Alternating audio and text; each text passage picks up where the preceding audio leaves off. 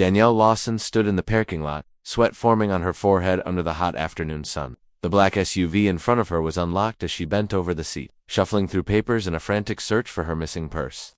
Come on, she muttered, her fingers moving quickly. She was already running late, and her phone buzzed with another missed call from her office. The faint hum of an engine caught her attention. She glanced up to see a police cruiser slowly pulling through the lot. The officer looked her way, and she quickly turned back to her car. Still, she could feel his eyes on her as the cruiser rolled to a stop. Heavy boots hit the asphalt. Hey, a rough voice called out. Danielle froze, her heart sinking. She straightened up slowly and turned to face the officer, a white man, middle-aged, with a hardened face and a permanent scowl. His hand rested on his belt, his eyes narrowed as he looked her up and down. What do you think you're doing? He asked, voice sharp and suspicious. I'm just looking for my purse.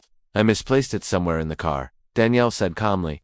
You got ID on you. Like I said, I lost my purse. That's what I'm looking for. I'm late for a meeting. Step away from the vehicle. Danielle stepped back, raising her hands slightly. This is my car. I just need to find my purse, and I'll be out of here. But the officer wasn't listening. Lady, you're acting real suspicious. You expect me to believe you just lost your purse in this car? Yes, it's my car. I'm the state attorney. I lost my purse. That's why I'm searching for it. The officer raised an eyebrow, a mocking smile creeping onto his face. State attorney? Do you got any proof of that? Because right now all I see is someone breaking into a car. I told you, my ID is in my purse. His hand moved to his holster. Just step away from the vehicle now. She knew how this looked. Black woman alone in a parking lot, rummaging through an SUV without ID. She knew arguing would only make things worse. She stepped farther back, her mind racing. The officer circled the car, then pulled out handcuffs. Hands where I can see them. Danielle's eyes widened. Wait, what? I told you this is my car. But he wasn't listening. He grabbed her arm and snapped the cuffs onto her wrists. You're under arrest for suspicion of vehicle theft.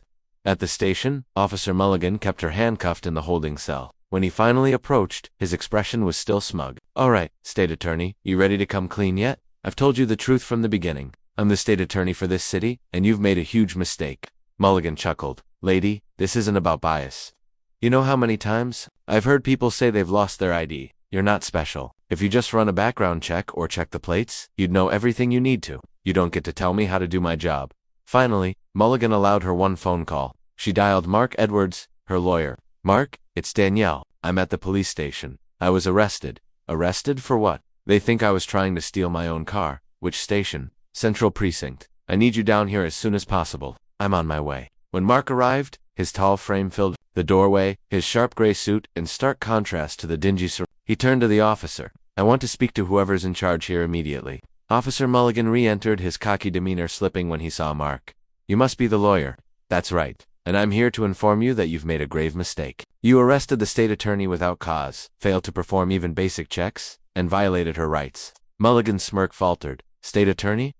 It's not a story, it's a fact. And if you don't take this seriously, you'll be dealing with a lawsuit so fast your head will spin. For the first time, doubt crept into Mulligan's expression. The next morning, Danielle met with Chief Hernandez and Mulligan. The chief offered a formal apology. I've reviewed the situation. It's clear that proper procedure wasn't followed. We're placing Officer Mulligan on leave without pay pending a full investigation. Danielle's eyes remained fixed on Mulligan. That's a start. But this isn't just about me. It's about how many people like me get treated the same way and don't have the power to defend themselves. Mulligan spoke defensively. Look, I didn't know who you were. That's the problem, Officer Mulligan. You shouldn't treat people differently based on who they are. You should have followed procedure regardless of my position. You saw a black woman rummaging through a car, and you assumed the worst. Chief Hernandez stepped in. Officer Mulligan, you were in the wrong. This investigation will determine the consequences of your actions. The following day, Chief Hernandez announced his decision. We've completed our investigation. Officer Mulligan's actions directly violated department procedures.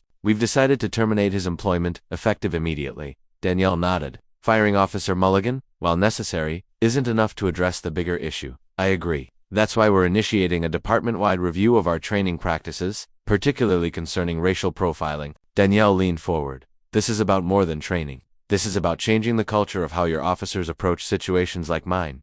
She turned to Mulligan. You had a choice that day. You could have done your job properly and checked the facts. Instead, you chose to act on your own prejudices. Now you're facing the consequences of that choice. Mulligan looked up, his face pale, but said nothing. As Danielle left the station with Mark, she knew this was just one step in a much larger fight. But for now, she allowed herself a moment of quiet satisfaction. Officer Mulligan was gone, and the system was finally being forced to reckon with itself. A week later, Chief Hernandez called. "We've started the reforms, and I'd like to offer you a seat on the Oversight Committee." After considering, Danielle picked up her phone and typed, "I'll take the seat on the committee. But understand this, I'm bringing the community with me, and we're not here for half measures." She had taken the first step, and there was no turning back now. The fight for justice was far from over, but Danielle Lawson was ready.